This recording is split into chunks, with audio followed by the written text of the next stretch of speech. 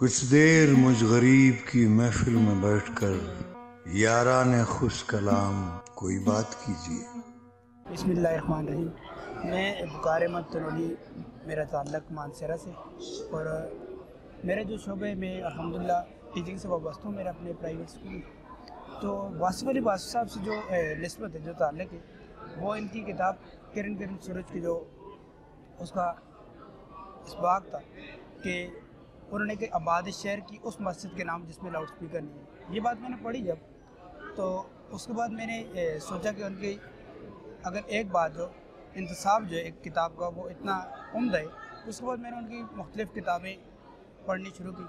ہمارے ایک دوست ہیں محترم اختر نواز صاحب، ان کی نسبت سے پھر یہاں پہ میرا دربار پہ آنا ہوا۔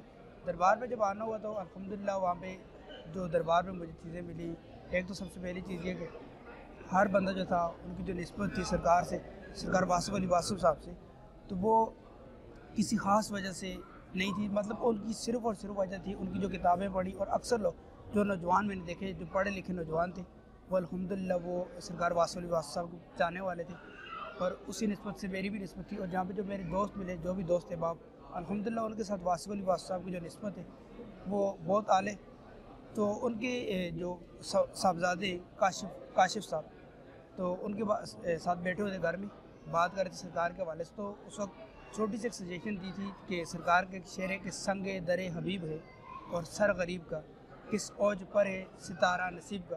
تو سرکار کی جو قبر مبارک ہے وہاں پہ کارپیٹ لگا ہوتا ہے، تو وہ الحمدللہ انہوں نے ہٹا کے وہ کیا، تو وہی یہ میرے لیے بہت خوشی کی بات ہے کہ انہوں نے میری ایک ناچیز انسان کی وہ بات سنی انہوں نے، اور اس پہ یہاں تک ہوا الحمدللہ ثم الحمدللہ۔ ابھی میری جو کوشش ہوتی ہے میرے دوست احباب کے ساتھ یہاں پہ اور اس مبارک میں شرکت کی ہوتی ہے، اور اس بار ابھی الحمدللہ اللہ پاک نے نصیب کیا اور اس مبارک پہ آنا۔